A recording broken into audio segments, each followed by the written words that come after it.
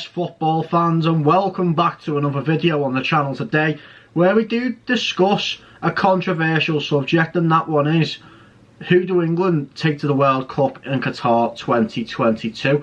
Now for this I picked a 23-man squad ranging from defenders, midfielders, goalkeepers and forwards, you know, as the standard procedure would be, and I do include a lineup that I would have in this World Cup. Now, it's a very controversial subject, who do you take, because obviously you've got Bellingham, Foden, Calvin Phillips, you've got Jordan Henderson, Declan Rice, and then obviously you've also got, in terms of goalkeepers, you've got Jordan Pickford, Aaron Ramsdale and Nick Pope as well. So, you know, you know, you've obviously got more goalkeepers than that, but they're just the three. Like, who would you have to start or anything like that? But yeah, if you guys are new to the channel, make sure you like, subscribe and tap that bell for more notifications. Let the controversy begin, because this is who I will take to the FIFA World Cup 2022 in Qatar. So let's start with the goalkeepers then. Three obvious choices, beginning with England's number one, Jordan Pickford from Everton FC. The second being Aaron Ramsdale from Arsenal, and the third one being Nick Pope of Newcastle United. Now, the thing for me is Jordan Pickford is definitely England's number one. I think that's undebatable in the situation now, watching both Ramsdale and Pickford. But, you know, you tend to take three goalkeepers in a World Cup, so there'd be my three choices, and I don't think anyone can really argue with that at the moment. The only thing that I would have to say is if Sam Johnstone, I think, where's he even gone to? Has he gone to Crystal Palace or someone like that? I'm not too sure where Sam Johnston's even gone. But in terms that if he does rise up again, then he could be a shout for a contender for the World Cup, especially if it does come to the squad selection for that. But apart from that, let's move on to the defenders. So for the defenders, and this is where the controversy hits in. Now, it's a bit of a tricky one, and it's a bit of a long explanation for a couple of these defenders. But we'll start off with the fullbacks in terms of right-back positioning. So we'll start off with Trent Alexander-Arnold from Liverpool. Now, in terms of England, he doesn't normally fit in. People say he's like the wing-back. But for me, unfortunately, like, for people not wanting to hear this, and people will probably think, oh, you know, you're supposed to support Everton, Jebbo, what are you doing saying that? Like, I've got a footballing brain, and I know, for the most part anyway, Trent Alexander-Arnold is the best right-back currently in world football today. And I'm not going to delve into that. I'm not going to start debating with people. I'm not going to start, like, arguing with people over it. It's just my opinion, and, you know, I'm not the only one who's probably got the opinion like that, but please don't shoot the messenger. For the second one, we have got Kyle Walker from Manchester City. Now, he's a player who can play right back and also a centre half and a three. Now, he's a good option. He's a very good option. He can't defend, which people say that he has qualities over Trent Alexander-Arnold with, so hence why I've included him in the squad.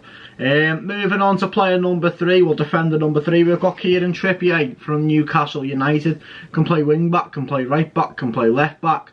You know, he's got the qualities, and the experience is what is required to get into that England team, providing he's not injured. Moving on to a centre back, which is pretty much of a shock, but I hope some people do agree with me on this, is Fikayo Tomori of AC Milan. Now, Fikayo Tomori, he's just phenomenal. He's young, he's won the Serie A with AC Milan. Obviously, I know people will say, well, Jebbo, the league standard in the Serie A is different to what's required in the Premier League. Now, for me, he's young, he's going to learn, he'll probably come back to the Premier League at some point in his career, and he'll be more experienced, more disciplined, he'll know what he's doing. For me, Tomori's a quality centre-half to be able to take it to Qatar in the World Cup. Now, moving on to where I said the controversy kicks in, this is where it kicks in. So Harry Maguire of Manchester United. Now, don't get me wrong, Slabhead, as people call him, he's a phenomenal defender for England, and I'm not saying he's like that for Man United, but if he can turn his United career around and have a decent season running up to the World Cup, he'll definitely get selected. To be fair, I think he'll get selected anyway, regardless whether he, you know, he's good or he's bad or whatever. The only time he wouldn't get selected is if he's injured. So moving on to another controversial selection is Ben White from Arsenal. Now, people say to me, Jebbo, what are you doing again? You know, you said Trent Alexander-Arnold's the best right back in the world, and now you're saying that Ben White should be in the World Cup team. You're delusional, you're an idiot, you're this, you're that, you're the other. But listen, he's young, Don't get me wrong, there's contenders like Connor Cody, Mark Gahey, Tyrone Mings. But for me, if Ben White gets it right for Arsenal this season, in terms of running up to the World Cup, he'll be a serious contender. You know, we've seen what he's like for Brighton. He's a phenomenal defender, and for me, if he gets his head screwed on, gets his attitude right, and gets his performances right, he'll be certainly up there for sure. Now, moving on to the next defender, we have got John Stones of Manchester City. Now, should I say any more in regard to that? Experienced, won Premier Leagues, you know, good defender all round. People say to me, Jebbo, yeah, but he sits behind, you know, Americ Laporte and Ruben Diaz, but he does get game time for Man City. He's proven he's a good centre half, and to be fair, he's probably the best centre half that England currently have, in my opinion. So we'll swiftly move on to the last two defenders, which you can obviously see on screen: Ben Chilwell of Chelsea and Luke Shaw of Manchester United. Now, we'll speak about Ben Chilwell a bit before speaking about Luke Shaw, but Ben Chilwell, for me, he's a defender, he's young.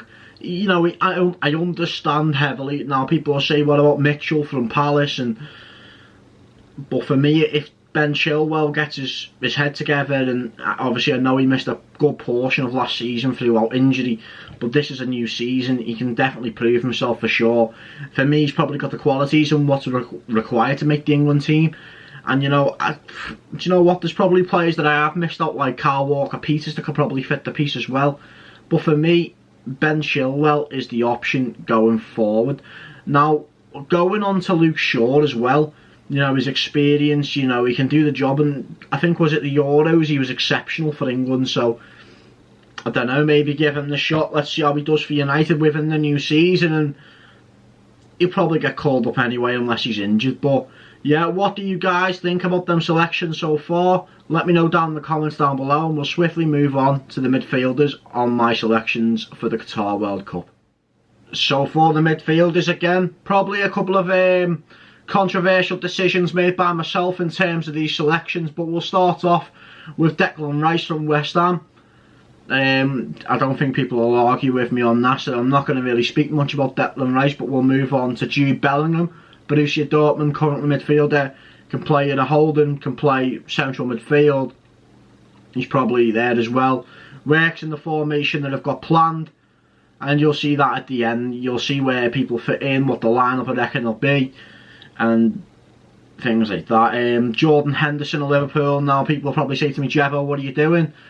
He doesn't even get game time for England, but in my opinion he should. He's a leader, he captains Liverpool, and I mean, Jesus Christ, this video is like, it's like me bigging up Liverpool here. Trust me, I hate Liverpool, I hate them, but with a footballing brain, you know who's good, who's terrible, what works, what doesn't. So the last two midfielders we got as well is Conor Gallagher. You know, I probably won't need to say much more on that one. And Mason Mount as well, play number 10, play centre mid, can play on the wing. You know, I don't think many people would argue with this decision, except what about Calvin Phillips? And for me, if anyone's seen me Twitter post before, I genuinely think Calvin Phillips is about to be the next Jack Rodwell in terms of starting for Manchester City. I can't see him starting over Rodri. You know, especially in an important time for where he'd need to be called up.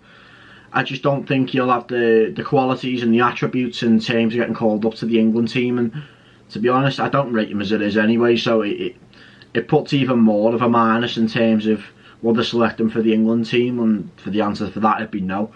But yeah, what do you guys think about the selection so far? Just let me know down in the comments down below, and hopefully you guys are enjoying the video so far as well. And yeah, we'll move on to the forward line. But yeah, if there is any controversial decisions that I have missed out as well, let me know down in the comments down below. So for the forward selections in terms of who I'd pick, we'll start off with the most obvious one, Harry Kane from Spurs. I mean, Harry Kane, he's England's best striker at the moment.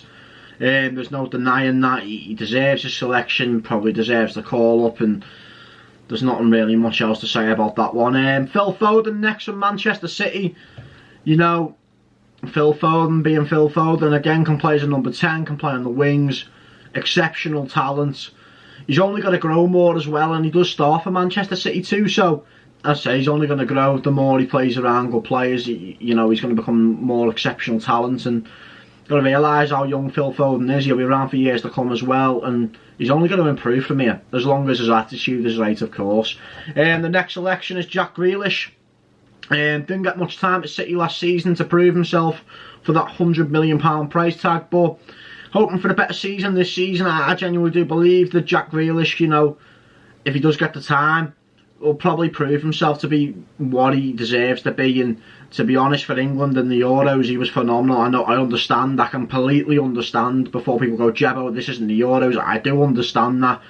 But you got to realise Jack Grealish is an asset to England. He's a very good asset, and he can change the game for England as well. Another selection we've got is a striker selection, and Tammy Abraham from AS Roma. Now, I don't think people will argue with this one. Don't really think many strikers England have are good, to be honest, apart from, you know, Harry Kane, Tammy Abraham. You know, I wouldn't, and I put my hands up for this, I wouldn't even fit Dominic Calvert-Lewin in that selection of good strikers, because for me, this season, he's been utter dross. I understand he's had injuries and things like that, but even when he's played, he's not been that brilliant for Everton.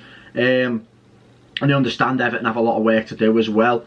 Another selection we've got is Bukayo Saka from Arsenal. Now, Saka, you know, understandably missed that penalty in the Euros, and for me, he's still young, he's still got a lot of time to learn.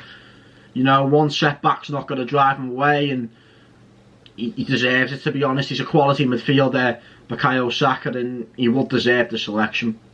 Now, the last one, which you can obviously see on your screen, and the reason why it says Chelsea is because the deal's all but done, to be honest, so we are just going to put him down as a Chelsea player. Raheem Sterling. Now, Raheem Sterling can play on the right, he can play on the left. To be fair, he could easily play a support and striker role. You know, he's got the pace to do it, so Raheem Sterling in there. I know I've missed players off like Emil Smith-Rowe, Jadon Sancho. There's probably a lot of players that I've missed off, like Ollie Watkins as well, and people that probably would deserve the call-up, but that's my forward selections. Probably a weak in comparison to what other countries have, but it is what it is on that one. And yeah, let me know what you think, and we'll move on to my starting 11 for Qatar World Cup. So the team sheet we've got ahead of us goes as forward as follows, in a 4-2-3-1 formation. I think that's where we settled best, especially in the Euros, and let's just sack off this 4-3-3 stuff that we're doing at the moment. It doesn't work, and hopefully Gareth Southgate does get his head together and get to the right selection for the World Cup. I think if he doesn't have a good World Cup, I think that's his time over as an England manager. But we'll start off anyway. England's number one, Jordan Pickford in goal. Undoubtedly England's number one. There's no comparison about it. You can't argue Ramsdale, you can't argue Nick Pope. For me, Jordan Pickford, England's number one, certified. Right back, I've got Trent Alexander-Arnold. As I mentioned before, he is the best right back in the world, but I don't know, it's a tricky one between him and Kyle Walker. I understand that I missed out Reece James as well. He probably does deserve to go to Qatar, but decisions have to be made, and for me, it's a decision that I have made. Centre halves, I've gone Slabhead, Harry Maguire, and Fikayo Tomori. Could work well, it could work well. I understand I left out John Stones. John Stones and Tomori probably could work too. Don't get me wrong, you know, it is what it is, but for the first game especially, why not try something different? Left back, I've gone Ben Chilwell. You know, I easily could have gone Luke Shaw, but especially for the first game, why not give it a go? You know, we can easily get through even if he was to lose the first game anyway. You know, it's not good to see it in a negative light, but give people a chance, give them time to shine. You know, and you can easily make that substitution to change it in the game if you need be. And especially as well, if the midfield doesn't work, you could easily slot it to a 3-5-2 or something like that. You know, move Alexander-Arnold and Chilwell forward as wing-backs, or even take one of them off. You know, you've got Saka to play wing-back as well. He could easily do the job. You know, he's played left-back for Arsenal before. You know, he's played left mid, he's played right mid. You know, he could easily do the job as a wing-back as well, Bukayo Saka, but you know, it is what it is in that one. The two holding midfielders have gone for are Jordan Henderson and Declan Rice. Now, probably shouted Jude Bellingham to be in there. For me, though, I'd prefer to go experience in the midfield. You know, Jordan Henderson, the leader of Liverpool, The captain, you know, if anyone watches any Liverpool games of some sort, they'll notice, like, I've got mates who are Reds. You know, any of them will even point out when Jordan Henderson doesn't play for them, they do tend to suffer for the most part, you know, or find it hard to win games. So for me, Jordan Henderson and Declan Rice do fit into that midfield quota in the holding midfield. So I've gone for the front three of, well, obviously behind Harry Kane up front. I've gone Saka, Mount and Raheem Sterling. I'll probably shout for Jack Grealish to be in there over Raheem Sterling, give him a go, give him a chance. Obviously people are going to say to me, what about Conor Gallagher for number 10, Phil Foden, you know, just good players, good quality players missing out. Then obviously, as I mentioned before, the main man up front, Harry Kane. And let me know what you think down in the comments down below on this team. If you are enjoying the video, make sure you like, subscribe and tap that bell for more notifications. Also let me know down in the comments down below what your starting 11 would be for the World Cup, and which players would you take to the World Cup as well. It'd be interesting to get different England fans' point of views. Obviously, if England don't do well, it'll turn from it's coming home to we're going home, as it was England versus Hungary in the UEFA Nations League. But yeah, expect more England vlogs as well. I've got England versus Germany in the pipeworks. But yeah, hopefully you guys have enjoyed it, and I shall see you guys on another video.